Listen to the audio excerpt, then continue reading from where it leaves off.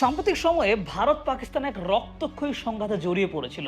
দুদেশের পাল্টাপাল্টি অবস্থানের জেরে মানুষ ধারণা করছিল যে এখানে একটা ফুল স্কেল লড়াই না শুরু হয়ে যায়। যদিও এই সংঘাতে মানুষের জীবন বিনাশ হচ্ছিল, তারপরেও এই সংঘাত নিয়ে সামাজিক যোগাযোগ মাধ্যমে নানামুখী ট্রল কিন্তু আমরা দেখতে পেয়েছি।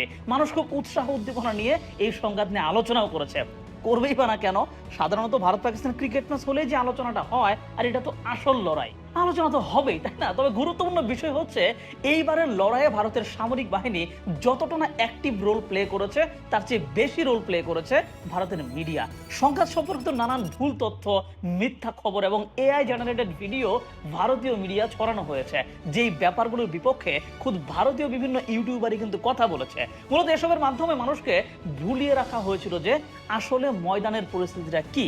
ঘন্টায় ঘন্টায় নিউজ আপডেটে মানুষকে জানানো হলো যে ভারতীয় বাহিনী পাকিস্তানের একেবারে সর্বনাশ করে দিচ্ছে। অপারেশন